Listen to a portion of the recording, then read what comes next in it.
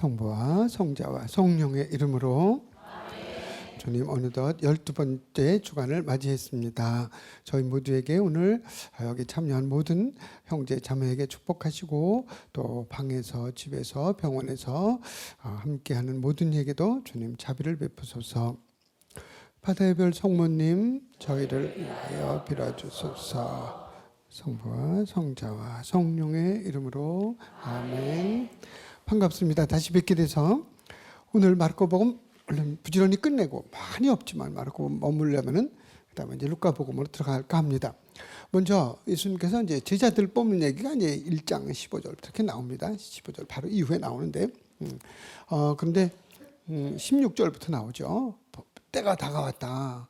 하느님의 나라를 이야기하는 거죠. 이제 하느님의 다스리심. 이제는 더 이상 아직도 뭐 세상은 이렇게 세속의 어둠에 묻혀 있지만은 그래도 주님께서 선택권을 주신 거죠. 이제 주님을 따르면 구원이고 그래서 다가오니 하느님 나라를 받아들이고 믿어라. 그 회개하라는 거죠. 회개하고 믿어라. 그리고 제자들을 이제 뽑으시는 얘기 이제 베드로, 안드레아, 또 제베데 아들 야고보, 요한 그 얘기가 이제 이어집니다.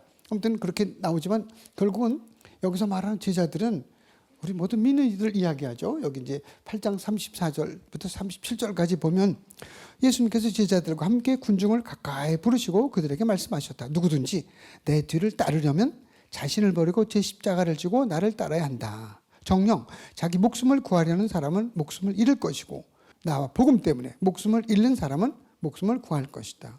사람이 온 세상을 얻고도 제 목숨을 잃으면 무슨 소용이 있느냐. 사람이 제 목숨을 무엇과 바꿀 수 있겠느냐. 마르코복음 8장 34, 37절입니다.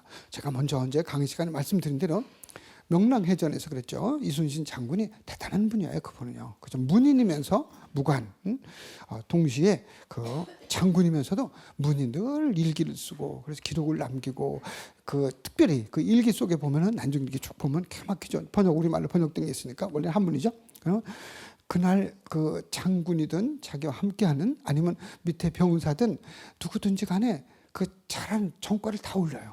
그 누구 하나 죽으면 그렇게 아쉬워하고 아까워하고 너무 안타까워하고 눈물 흘리는 거죠. 그렇게 최고의 그 사령관인데 그 최고 밑에 있는 사람까지 하나하나 챙겨주는 그런 모습. 그래서 거기서 영성이 나온 거죠. 아마 그분이 그리스도교가 있다면 훌륭한 수도자나 훌륭한 신자나 훌륭한 성지자가 될 수 있었겠죠. 그렇게 말하죠. 오늘 명랑해전은 희망이 없다. 12척이다.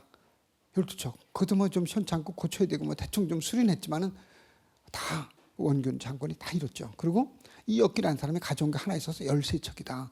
희망 없지 않냐. 그러니까 그래도 상소를 올리죠.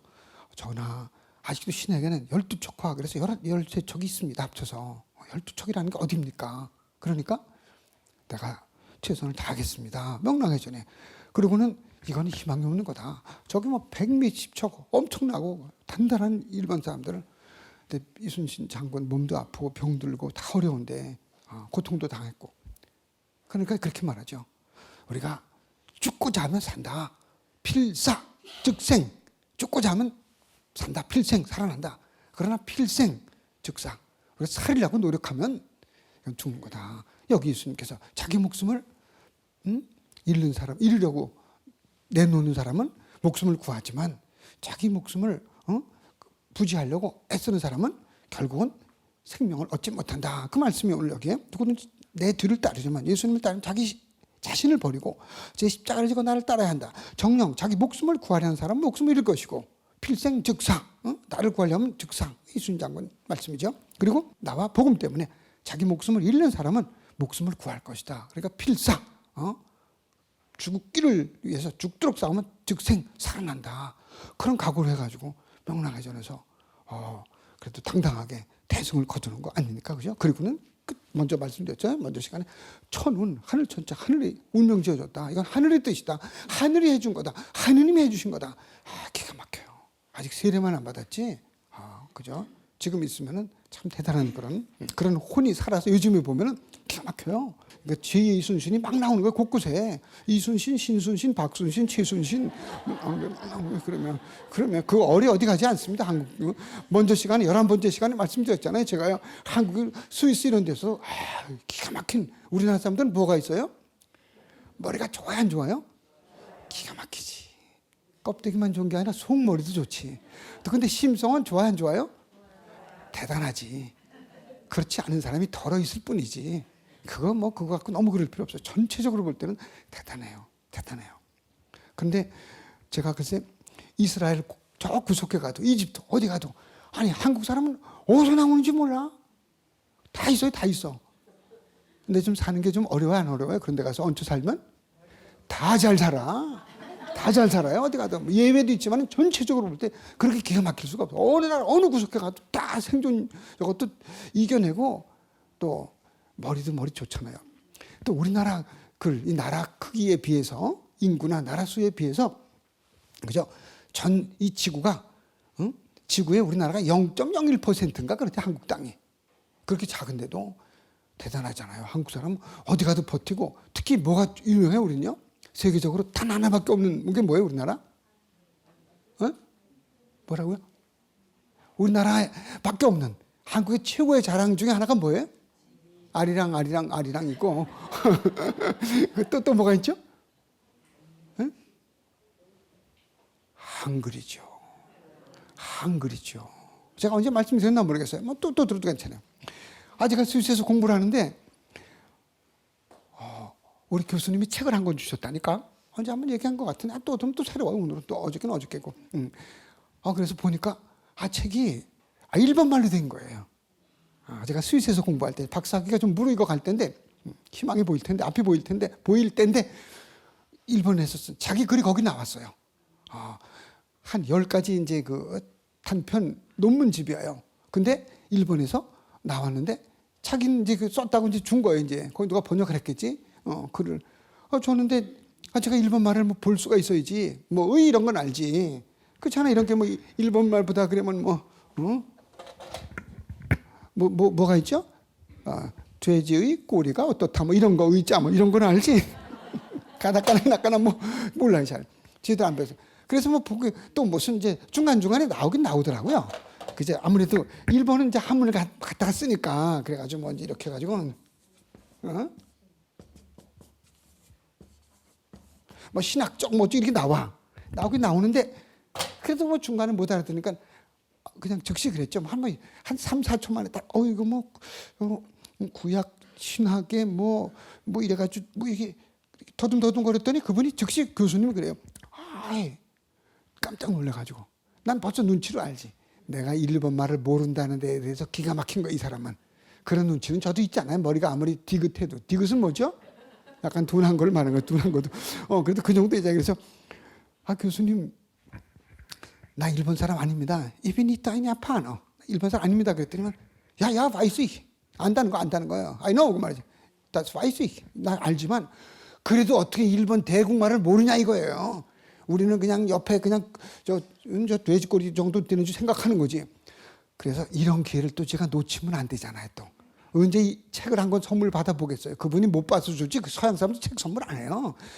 사서 보라 그러지 안 해요. 근데 못 보니까 주는 거지. 내가 이뻐 주는 게 아니라고요. 그냥 일본 말. 이제 그래서 내가 코리안, I'm 코리안. 이제 독일 말로 하면 Ich bin ein Koreaner. 그때 Das weiß ich 그러면서 안다고. 그래서 그러면 이게 일본 말이 되겠더니 근데 어떻게 이렇게 나오는 게 일본 말을 어떻게 모르냐 이거지. 그래서 우리는 이 글하고는 전혀 다른 글이 있다. 1446년에 세종대왕이라는 대임금이 어떤 그레이트 킹이 뭐를 반포했다. 한글을 우리가 한문을 썼는데 이게 세계적으로 하나밖에 없는 말이다. 그러니까는 그러냐 그래가지고 그냥 그럴 때를 놓치겠어요. 그냥 얼른 A4 용지 하나 그냥 잡아가지고 어차피 종이 많으니까 그렇게 썼다니까. 제가 어떻게 써요? 교수님이 그래거나 말가니 이런 기회는 그러니까 기역, 니은, 디귿, 리을, 미음, 비읍, 시옷, 이응, 지읒, 치읒, 기역, 티읒, 피읍, 히읗 14개 자음을 딱 썼어요. 그래서 그분이 딱 보더니 그러더니 잠깐만 당신의 머리로 7, 8분입니다. 10분도 안 걸립니다. 그러니까 ein Gefühl vom koreanische 리테라투 이 한글에 대한 Gefühl 뭐예요? 영어로 하면 feeling을 내가 준다. feeling을 about the Korean letter 그랬더니 그런 사이에 벌써 써나가지. 내가 이거 뭐 한두 번 해본 게 아니거든. 너네 그리냐 그러면 딱 해본 거거든. 딱딱딱 나오는 거죠. 그 다음에 이제 우리는 의와 이가 기준인데 이렇게 한다. 야, 야, 오, 요, 우, 유, 의. 그래서 우리는 기본이 이 모음과 자음인데, 이게 자음이 여자예요, 남자예요? 이게 여자라면 모음은 남자고, 이게 남자라면 이게 여자다. 우리는 항상 쿵작 쿵작 이렇게 나가지, 계속 남자만 나고 여자 나고 그런 건 없다. 어느 글자든지 합쳐 있다. 당신들은 봐라. 슈투트가르트 그러면 참 독일 말 이럴 때 그냥 한 방 그냥 미는 거죠. 슈투트가르트 그러면 스, 투트, 지 이거 봐요. ST가 자음 아니에요. 여기 모음 하나 생기고 TTG 이것도 자음 아니에요. 그러니까 이건 자음만 막 다닥다닥 오고 뭐 그냥 이게 더블 자음이면 되지. 이건 또 왜 와? 그 다음에 가르트. 그리고 프랑스 말은 또 이 끝에는 것도 발음을 또 안 해요. 또 스마트 그러면 스마 이렇게 끝낸다고요. 그러니까 이것도 좀 그렇고, 우리 같은 제가 이제 몇 가지 나라말 적어도 아니까. 그래서 이건 해봐라. 이 당신들은 이는 있고 우린 점도 안 찍는다. 쓸데없이 이때 뭐 점 찍냐. 그리고는 당신네 말 없다. 그러니까 우리는 항상 의와 이가 기준이라, 이게 모음은 이 해서 에서 바람이나 발음이 위로 올라가면 조금만 올라가면 오 세게 올라가면 요, 밑으로 기어 내려가면 세게 내려가면 유가 되고, 발음이 또 그 다음에 이 의에서 의는 그렇고 이에서 이가 기준인데, 이게 내려가잖아요. 이 하면 발음이 기어 들어가면 세게 기어 들어가면 여, 발음이 앞으로 나면 세게 나면 야가 된다. 그랬더니 눈이 둥그레졌어요. 그 사람도 원래 눈이 큰데 더 둥그레졌어요. 그리고 이거는 G, N, 이건 디귿이니까 D. 봐라. 우리는 얼마나 시스테마틱 레터스인지 봐라. 근데 너희들은 그하고 트하고는 전혀 상관이 이거잖아요. G하고 T하고 뭐 상관이 있어? 왜 다르잖아요. 아무 연관성도 없잖아요. 근데 우리는 봐라. 이게 그고 요렇게 한다. 이거 봐라. 그 다음에 이게 이게 느 하면 이게 이렇게 발음 느. 그 다음에 앞으로 나가면 이게 봐라. 근데 당신들은 이거 D고 T하고 상관없지만 봐라. 이것도 이렇게 하면 트가 된다. 그렇잖아요. 그죠? 여기. 그 다음에 아까 같이 이제 크가 되고, 크가 되고, 이거 크가 되고. 그 다음에 이거 봐라. 이 혀가 어떻게 되냐? 르르 하면 르르르 해가지고 발광을 하지 않냐? 르르르 이렇게 된다. 이게 끝에 글자 끝에 오면 르 이렇게 된다. 르 예루살렘 르 이렇게 된다. 루살렘 을 된다. 그 다음에 이건 봐라. 꽉. 그래가지고 바람이 위로 올라가면 발음이 버가 된다. 에서 양쪽으로 퍼지면 프가 된다. 이런 식으로 해가지고 그 다음에 이거 봐라.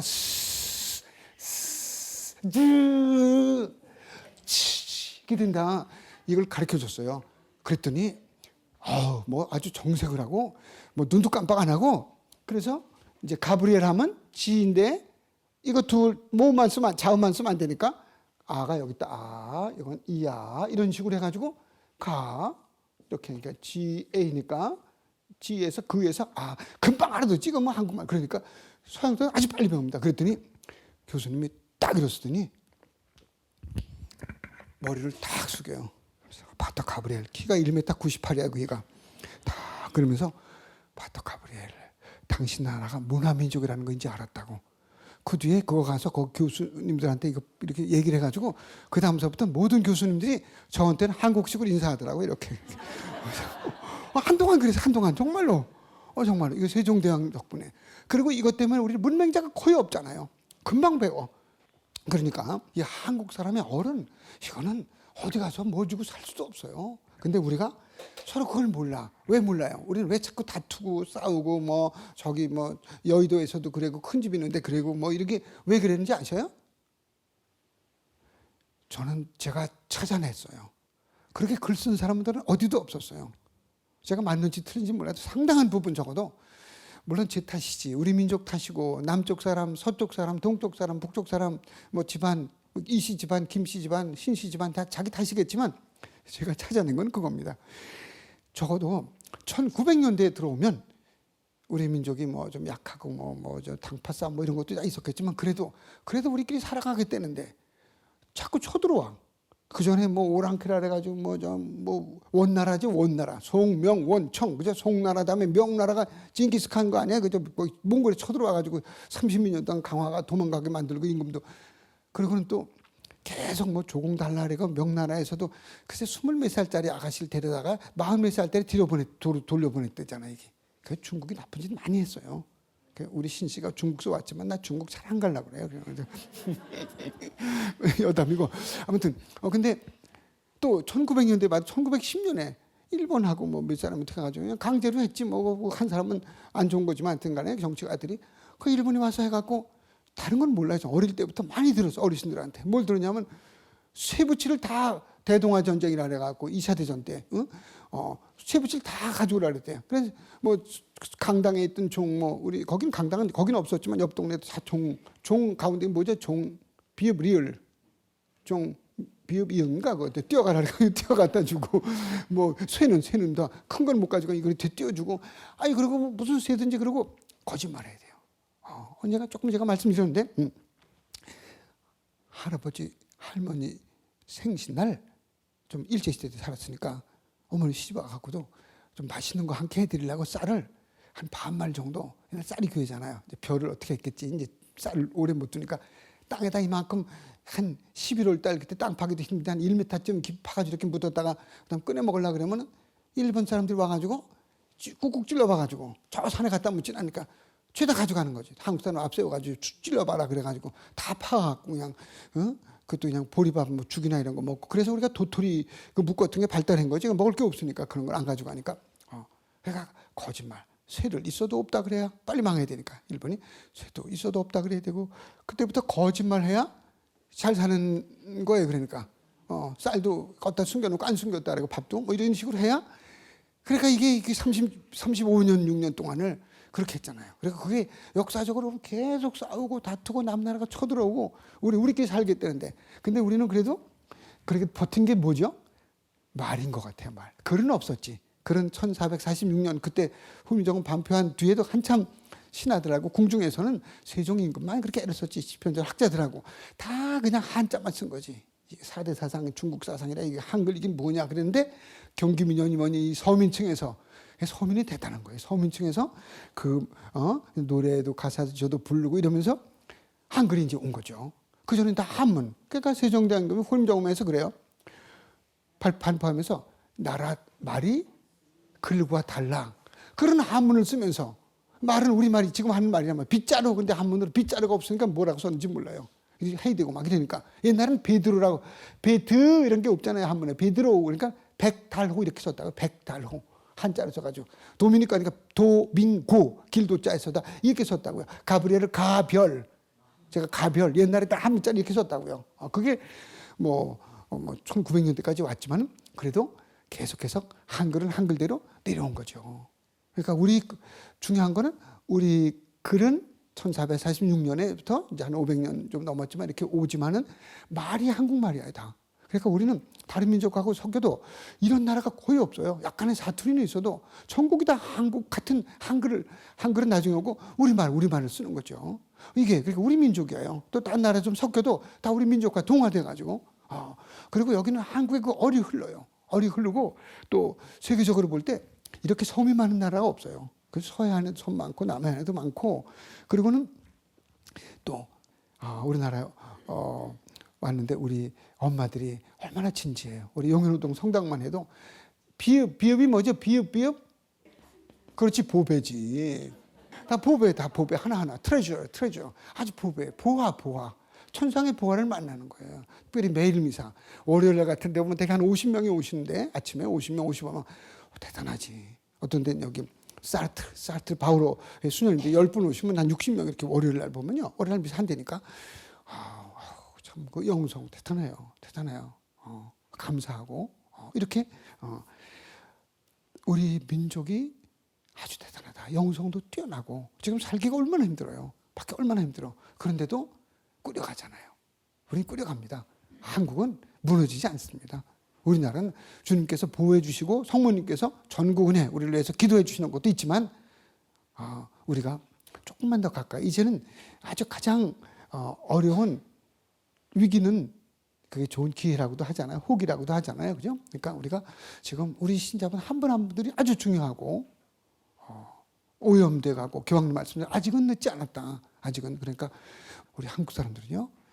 지도자가 조금만 하면 싹 움직이고 잘 됩니다. 앞으로. 전 세계를 이끌어갈 인물들이 여기서 나옵니다. 여기서 나와요. 그러니까 지금은 너무 입시 경쟁이라든가 어릴 때부터 막 이래가지고 영성을 찾을 기회가 없어서 그렇지. 그런데도 이만큼 하는 걸 보면 대단한 거예요. 딴 나라 사람 같으면 죄 죽는다고 난릴 텐데 근데 우리는 그래도 견뎌내고 살려고 애를 쓰고 서로 도와주려고 애를 쓰고 이런 영성을 찾아야 됩니다.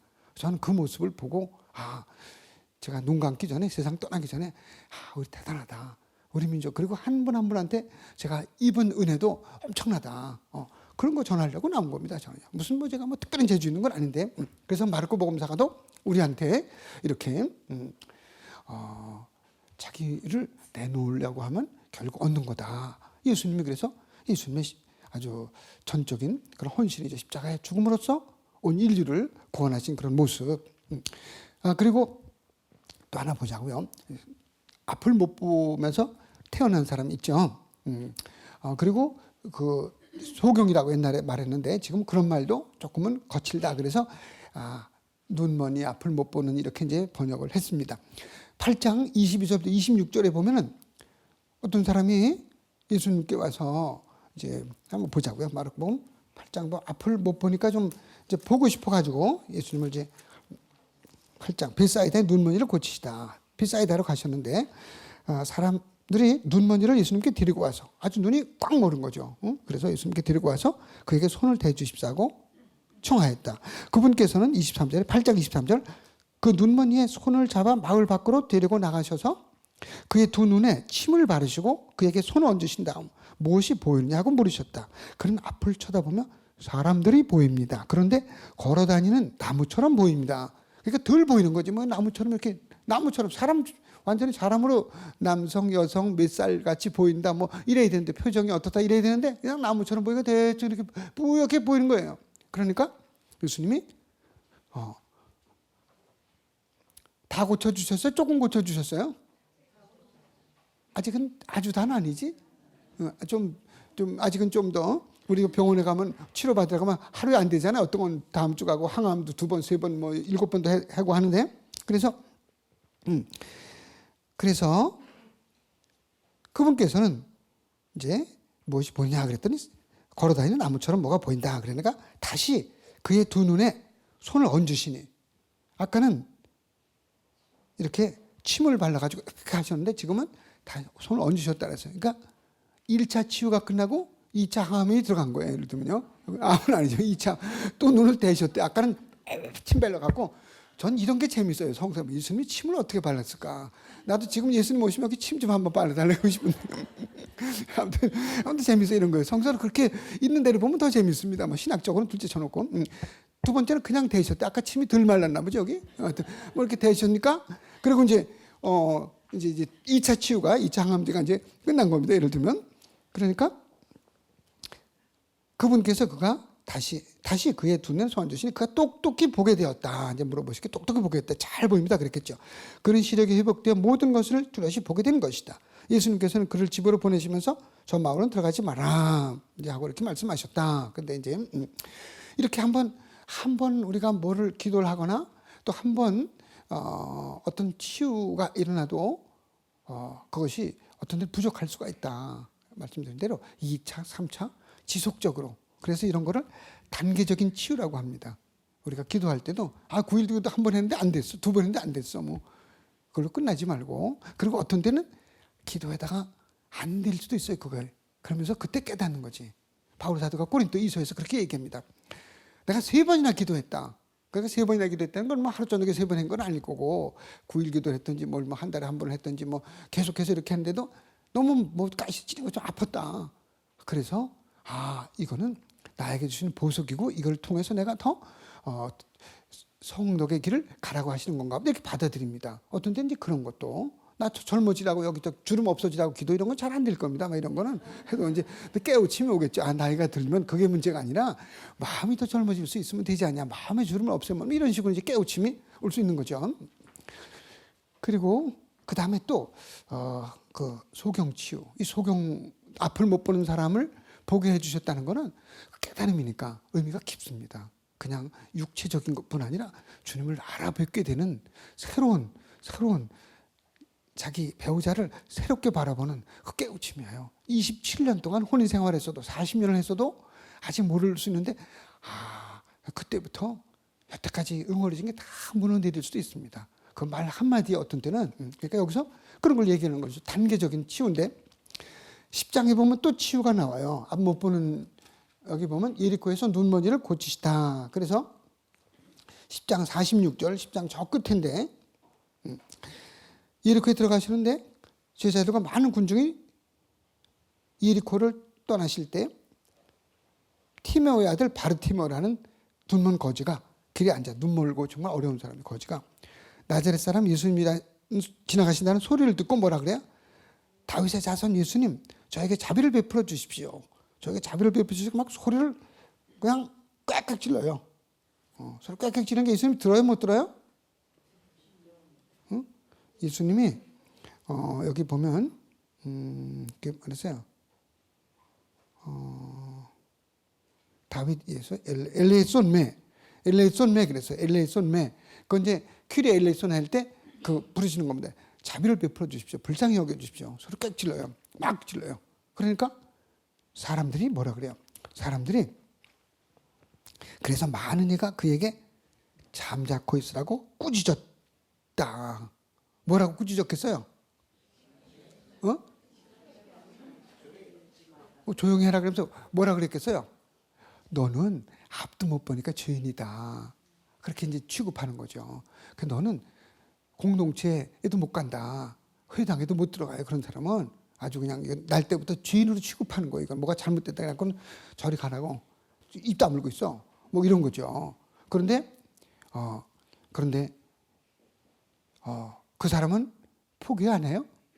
더 소리를 질러, 더 소리 꽉꽉 지르는 거예요. 이제는 다윗의 자손 예수님, 저에게 자비를 베풀어 주십시오. 이제 마지막 깨라 이거죠. 마지막 소리 꽉 지르니까 그때 예수님이 돌아보셔요.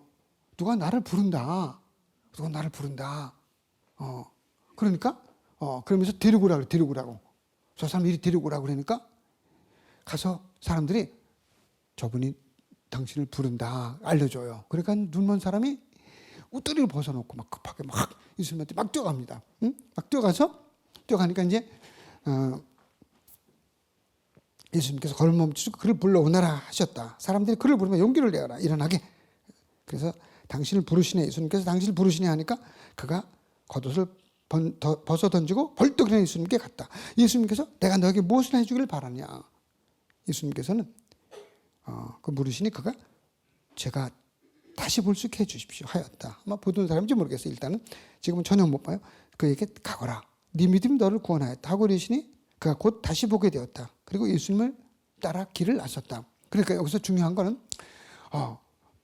지금 내가 막 너무 아쉬운데 사람들이 막 말린다고 포기하지 않고 그게 중요한 거예요. 계속 포기했으면 끝났지. 더 소리를 지르니까 그때 예수님이 들으셨어요. 그리고는 저 데려와라. 그러니까 사람들도 무시하고 말씀드린 대로 이 장애인 아주 최고의 경박한 표현을 했겠죠. 앞도 못 보고 넌 죄인으로 태어난 주제에 아니면 뭐 죄 지은 몸으로 뭐 그러고 입 다물고 있다고 막 그러는데 이 사람이 더 소리 질렀어요. 그걸 이겨내는 거지. 주변에 그 장애를 딛고 일어서는 겁니다. 그러니까 이제 예수님한테까지 목소리가 다가갔어요. 그래서 예수님이 불러오라고 그래요. 그러니까 군중이 뭐라고 그러던 군중이 싹 바뀌어 분위기가. 예수님이 불러오라 그러니까 저분이 당신을 부르신다. 그래가지고 오히려 데려가는 역할을 합니다. 시중 역할을 해요. 그리고는 이제 뭘 바라냐. 그러니까 다시 보게 해주십시오. 이제 보게 되었다. 이 이야기는 우리 모두가 우리 믿는 이들이 자기를 버리고 주님을 따르고 그뿐 아니라 남에게 이렇게 틀어막지 말고 장애인에게 방해가 되지 말고 오히려 주님께 데려가는 역할을 해야 되는데 그냥 우리 모두를 부르시는 거고 동시에 또 우리가 그런 처지에 있다면 아주 어려운 처지에 있다면 아픔이든지 또 그 밖에 죄인이든지 거기서 머물지 말고 주님께 계속 손을 내밀고 다가가는 마지막 순간까지 노력하는 바로 그때 축복이 주어진다. 뭐 이런 이제 여러 가지 의미가 있겠습니다. 다시 보고 주님을 따라 나섰다는 것도 중요합니다. 주님을 체험한 사람은 주님을 따라 어떤 식으로든지 따라 나서야 하는데 그거를 적지 않은 경우가 우리가 세상에 살기 때문에 그냥 세상에 발을 내딛고 세상적으로만 생각하는 거예요. 세속적으로만. 그런 분들이 적지 않죠. 그걸 조금 딛고 일어서야 됩니다. 그래야 참 주님이 보이고 주님을 새롭게 이제 만나는 그런 그야말로 구원이 이루어지는 거죠. 자, 이쯤에서 여기서 제가 그래서 언제 한번 말씀드린 거 있죠. 언제 수사님이 막 기도를 해도 안 되니까 원장님한테 가서 어떻게 해야 됩니까? 수련장인가 원장인가 그러니까 해도 계속 안 돼? 노력을 해도 기도가 안 돼? 그러니까 오라 그러면서 저 세수 때 물 떠오라 그래가지고 물 떠다가 이렇게 여기 있습니다. 그러니까 여기다 갖다 놓으라고. 기도해도 안 돼? 그러니까 내가 가르쳐 줄까? 네. 그런데 머리를 틀어박아서 이렇게 확 가지고 이런 다음에 깜짝 놀라니까 이렇게 다급하게 해라. 기도는 이렇게 아주 다급하게 이렇게 아주 온 힘을 다해서 해야지. 아까 그 사람처럼 소리 지르는 앞을 못 보는처럼 티메오의 아들 바르티메오처럼 주님 자비를 베풀어 주십시오. 막 이렇게 해야지. 대충 그냥 오늘도 들어주시면 좋겠습니다. 안 들어주시면 할 수 없고요. 뭐 이렇게 하는 게 아니라는 거죠.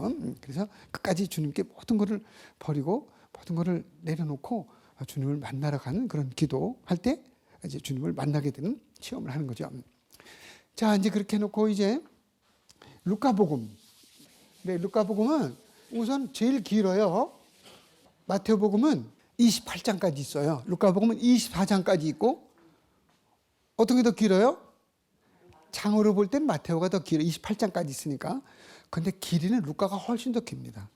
단어가 훨씬 더 많아요. 컴퓨터가 다 계산해가지고 말해 지금은. 옛날에는 쉬었지만은 단어도 많이 나오고 어휘수도 풍부하고 루카복음에 단어가 많이 나옵니다. 어휘수도 풍부하고 깁니다. 사도행전은 28장까지 있지만은 사도행전도 마태복음처럼 28장까지 있는데 루카복음은 24장이 더 깁니다. 내용 전체가. 창절은 나중에 붙인 거라는 거 늘 기억하시고 참조만 하는 거죠. 창절은. 근데 루카가 누구냐? 루카는 복음서와 사도행전까지 썼어요. 그러니까 신약 성서 전체 거의 4분의 1에 가깝습니다. 그러니까 루카가 쓴 거는 복음서인데 복음서는 마태오, 마르코도 있는데 요한도 있고 사도행전은 루카밖에 없어요. 루카가 쓴 거. 사도행전이 없으면 우리가 초대교회가 어떻게 생겨나는지 그런 정보라든가 뭐 이게 꼭 어떤 역사적인 과정을 그대로 쓴 건 아니지만은 신학을 많이 담았지만은 그래도 상당 부분 역사적인 과정이 그 안에 들어가 있기 때문에 사도행전이 없으면 초대교회가 어떻게 생겨나는지 우리가 많은 그런 정보라든가 모습, 초대교회 모습을 볼 수가 없습니다. 사도행전 아주 보화예요. 다 보화입니다. 그리고 루카는 어떤 사람은 의사가 아니냐, 바오로 사도의 저 같이 이렇게 비서처럼 따라다니는 사람이다. 그런데 그런 건 아닌 것 같아요. 그렇게 보는 사람은 일부 있지만은 그러면 아주 정말 바오로 사도의 속속들이 알 텐데 그건 아니에요. 그리고 루카는 또 지리적으로도 아주 좀 어둡습니다. 이방인이기 때문에 그래요. 원래 유교인이라는 거죠. 원래 그리스계 사람이고 원래 유다인이 아니에요. 그리고 그리스 말은 아주 정교하게 잘 쓰는데 그러니까 루카를 누구냐? 옛날엔 다 의사라고 그런데 지금은 그렇게 주장하는 사람들이 별로 없습니다. 지금요. 꼭 의사해야 될 필요도 없고 왜 그런지는 이제 여러분들이 여러 가지 주석서 이런 데 찾아보시면 조금 나올 거고요. 아무튼 의사든 아니든 우리한테 문제가 되는 건 아니고 유교인이었다. 유다인이 아니었다. 마르코는 유다인이었고 마테오도 유다인이었고 요한복음사가도 유다인이었고 그런데 루카만은 유다인이 아닌 유교인이었는데 좀 배운 사람. 그래서 벌써 시작할 때부터 루카복음서에서는 그렇게 말하죠.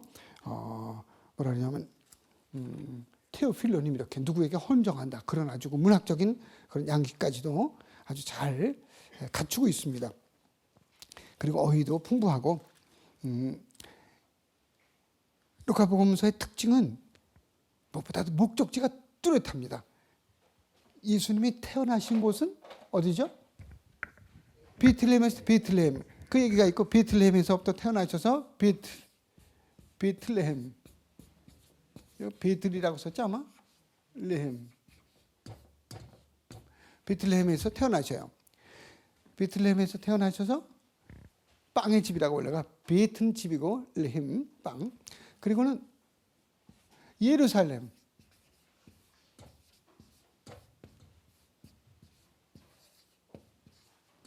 예루살렘으로 가시는 겁니다. 이게 아주 중요해요. 그래서 베들레헴에 태어나셔서 나자렛에서 사시는 건 나자렛에서 사시고 원래가 고향 나자렛에서 그리고 예루살렘에서 돌아가시죠.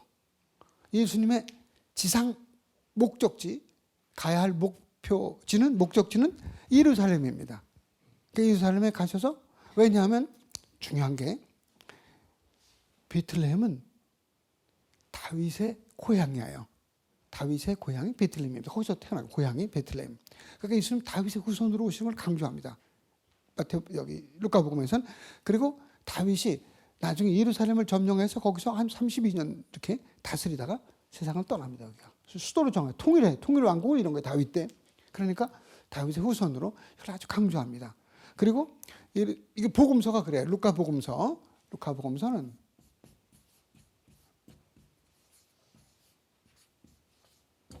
복음서에서 목적지는 루카복음서에서 예수님의 목적지는 예루살렘입니다. 여기서 잡혀서 돌아가시고 부활하시고 승천하시고 발현하시고 다 예루살렘입니다. 루카복음은. 그리고 사도행전은 여기서 끝났잖아요. 승천하셨잖아요. 여기서부터 시작해요. 사도행전 여기서부터 예루살렘에서 시작해서 세상 끝까지. 사도행전 28장 끝에 보면 25절 여기 보면은 로마까지, 로마 제국의 수도 로마 제국의 수도 로마까지 가서 아무한테 방해도 안 받고 한 2년 동안 당당하게 복음을 전하는 걸로 끝납니다. 그러니까 루카복음사가는 우리에게 바오로가 아직 어떻게 죽었는지 순교했는지 이 루카복음서가 마르코 복음보다 한참 후에 85년 이때 쓰여졌는데 바울 사도는 60년대 초에 중반에 적어도 순교한다고요. 모를 리가 없죠. 바오로가 어떻게 세상을 떠났는지. 그러나 그게 문제가 아니에요. 지금 바오로가 무슨 개인의 전기를 쓰는 게 비오그래피, 전기를 쓰는 게 아니고 여기서는 바이오그래피라 그러죠. 영어로. 여기 아니고 여기서는 이제 하느님의 구원 역사가 어떻게 되는지, 어떻게 실현되는지 그걸 씁니다. 그래서 바울 사도를 중심으로 해서 이제는 여기 로마까지 가서 사도행전 1장 8절에 보면 이제 성령께서 너희에게 내려오시면 너희는 성령의 능력을 받아 예루살렘에서 시작해서 사마리아와 유다 땅을 거쳐서 세상 끝에까지 나의 증인이 되어라. 그게 사도행전 1장 8절입니다. 그러니까 사도행전 1장 8절이 예루살렘부터 출발해서 바오로의 생애 마지막까지 로마 제국 전체, 큰 로마 제국 전체 수도에 가서 당당하게 복음을 전하는 걸로 붙잡혀갔지만 재판받으러 갔지만 상관없이 복음을 전하는 걸로 딱 사도행전을 끝내줍니다. 거기서 맞춰줍니다. 그러니까 이제는 세상 끝이라고 하는 로마까지 와서 수도니까 복음이 막 전해져요. 아무 방해도 안 받고 당당하게 복음을 전한다 그랬어요.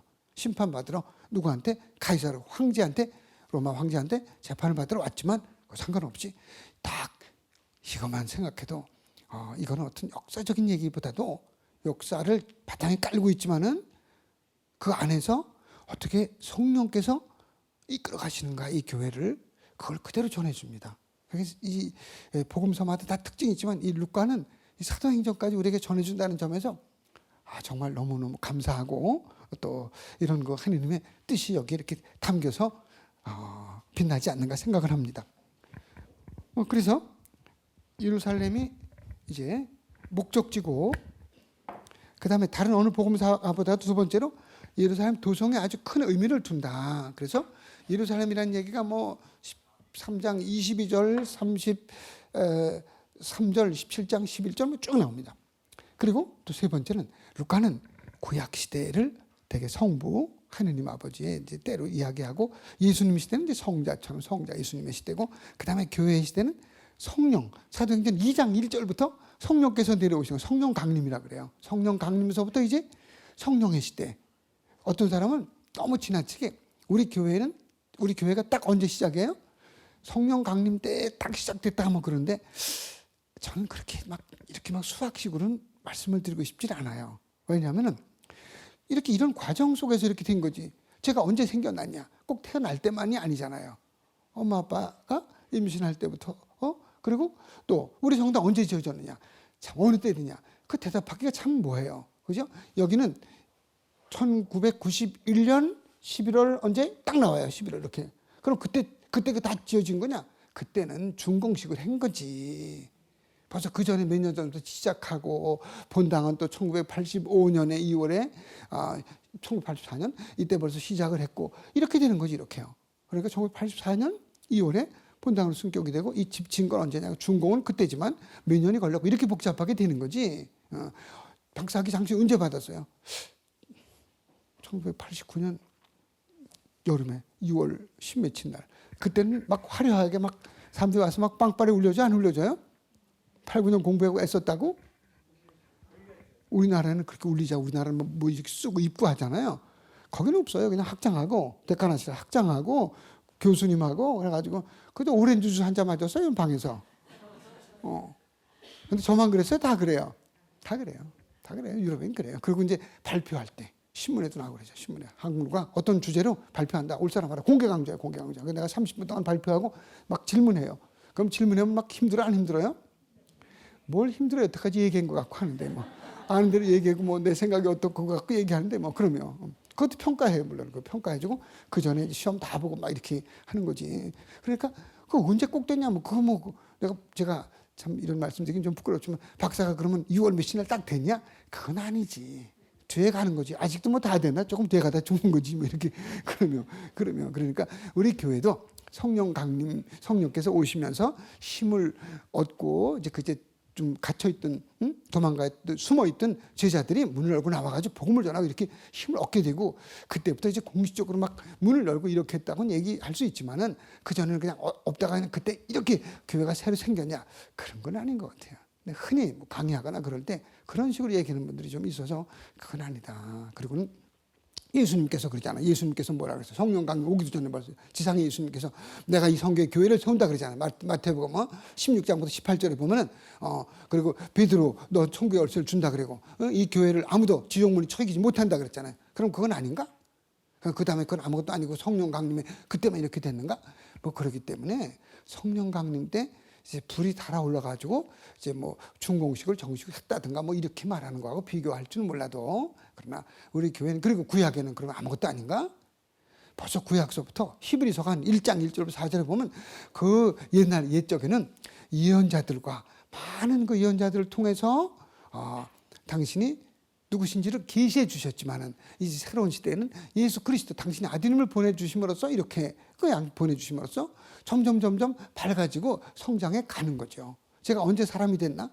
제가 언제 한번 김포 성당에 있을 때 한 1, 2년 전에 물어봤어요. 막 하는데 어떤 애가 너무 이쁜 남자아이가 한 1학년쯤 됐나? 8, 9살. 막 하는데 어느 날 눈에 이렇게 딱 들어왔어요. 그래서 물어봤어요. 야, 너는 언제 사람 될래? 그랬더니 이렇게 가다가 나 벌써 사람 되는데요? 아직 기억에 남아요. 그러니까 제가 이야기한 거는 걔가 사람이 아니라는 뜻은 아니고, 이제 넌 아주 갈 길이 먼데 나도 아직 부족한데, 그때 제가 하여튼 그래도 한 50대였나? 근데도 나도 아직 부족한데, 그냥 이렇게 그런 말이 툭 튀어나왔는데, 그 아이는 벌써 사람 됐다는 거지. 그렇지, 맞지? 아니, 사람, 애기도, 자기 동생도 애기도 다 사람이지. 사람은 사람이지. 그만 명답이야, 명답. 그런데도, 근데 우리가 돼가는 거 아닙니까? 그죠? 신앙인이 돼간다. 그래서 나중에 또 보겠지만, 베드로 1서에 보면은, 2장에 보면 그런 말씀이 나오죠. 우리가 점점 처음에 우유를 먹고 점점 자라듯이, 그리고 우리 모두가 다 그리스도인이 되었어요. 지금요. 다 신자예요. 교적이 있어요. 세례명이 있습니다. 성부와 성자 성령 이름으로 우리는 새로 태어났어요. 하나님의 자녀로, 삼일째 하나님의 이름으로 죽음을 통해서 부활, 십자가의 죽음과 부활 새로 태어났어. 그러나 그럼 내가 이제 다 됐나? 이제 시작 아닙니까? 딴 결혼식 하잖아요. 그럼 이제 다 됐나 부부가? 아니지, 그때부터 새 출발하고 노력해야 되는데 숱한 사람들이 이제 끝났다 그리고 아이 뭐 그냥 이렇게 하니까 어려워지는 거죠. 그때부터 옷을 여미고, 저도 어떤 때는 내가 다 됐다고 생각할 때는 그 뭐 아주 뿌예요. 장애를 만나서 앞으로 못 나가는 장애인이 되는, 영적 장애인이 되는 거죠. 근데 내가 사제서품은 한참 됐지만은 이제 새 시작이다, 새 출발이다. 그럴 때는 아주 기쁨으로, 그때는 성령이 막 들어오시는 것 같아요. 막 차요. 그러니까 우리도 이제 뭐 안 가도 되는데, 강의 안 들어도 되는데, 뭐 이제 성경 안 읽어도 되는데, 그러지 마시고 이제부터 출발이라고. 그럼 저도 오늘 끝나고 나중에 주님 부족하지만 주님 말씀을 전했습니다. 성령을 또 보내주셔서 다음에는 또 더 싱그럽게 더 진지한 강의를 할 수 있도록 도와주십시오 한다면 저는 살아있는 거고, 보다 나은 신자가, 보다 나은 사제가, 보다 나은 신앙인이, 보다 나은 인간이 되어가는 게 아닌가 합니다. 성부와 성자와 성령의 이름으로 주님, 저희에게 내려주신 축복에 감사드립니다. 이 깊어가는 밤 우리 모든 형제 자매들에게 축복하시고, 또 가정에서, 또 유튜브나 또 어떤 다른 매체를 통해서 강의를 듣는 모든 이에게도 주님 자비와 주님을 깨우칠 수 있는 당신의 영을 보내주소서. 사도들의 모ሁ님, 저희를 위하여 빌어주소서. 성부와 성자와 성령의 이름으로 아멘. 감사합니다.